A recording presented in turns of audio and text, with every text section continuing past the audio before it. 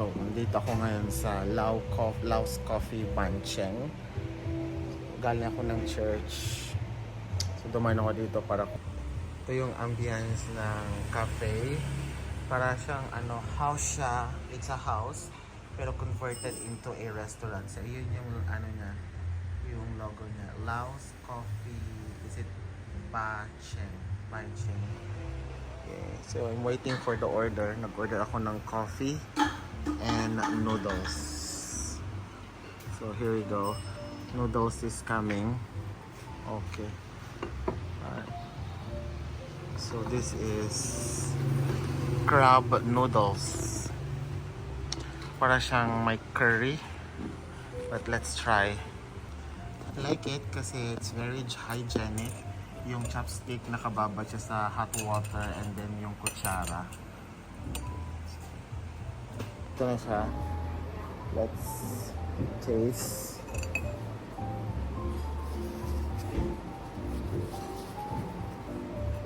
Of course, here. Oh, bango nung amoy. Bango yung amoy niya. Crab siya, pero wala akong makitang crab. Wala akong makitang crab. Crab soup siya, pero wala akong makitang crab. Meron ako nakikita dito tofu. 3 pirasong tofu. So let's taste kung ano yung lasa na.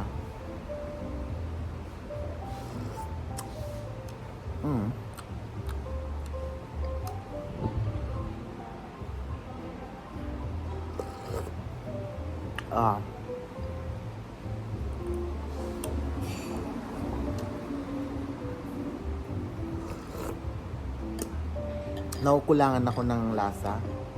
Parang kulang siya ng alat and at the same time asim. Parang wala. Kulang siya ng lasa. So I will ask for asin, lemon or suka. Anyway, you can put something like this. This is chili oil.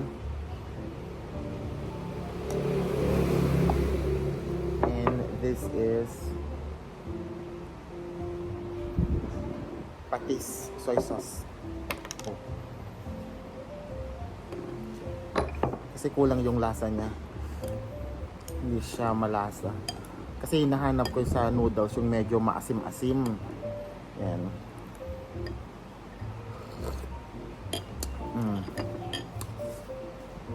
Isang lemon. Kasi nakukulangan ako ng lasa. Well, yung lasa, hindi siya ganun ka... Hindi ko siya ma-appreciate yung lasa na kasi unlike yung mga ibang noodles na nakakain ko. Kasi yung mga ibang noodles, yung mga parang typical or the normal noodles is may malasa siya plus merong mga gulay-gulay na nilalagay. Pero ito kasi noodles lang siya. Tapos may sabaw, tapos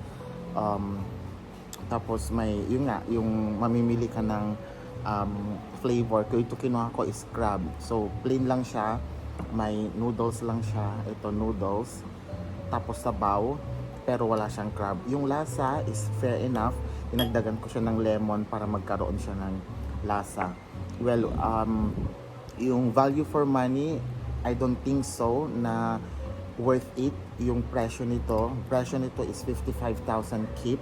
Still, reasonable siya, but it's not reasonable dun sa lasa ng noodles. 55,000. But the place itself is very good kasi merong free wifi. Hingi ka lang ng voucher. Yan, ito yung voucher. Good for 8 hours. And yung place is very cozy and may background music siya.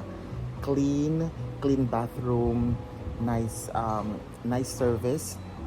Kasi mabait yung may-ari, nakapag-English siya yung kahera. But, value for money, hindi siya okay. Para sa akin, hindi siya okay sa lasa nito. So yun. Tapos na akong kumain. Yan. So dito, sa loob, meron pa silang nasa loob. Tapos dito, yung sa labas, sa may parang, outdoor. Yung babayad na tayo.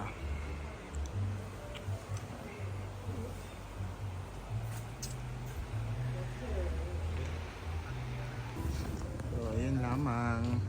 And done. But you know, ang ganda oh. It's nice siya. For me, it's not worth it. But still, the experience is still okay. Still good. Because kakaiba yung noodles nila. And yeah, the price is not that reasonable dun sa ganong lasa and ganong serving. Alright guys, thank you and have a good day.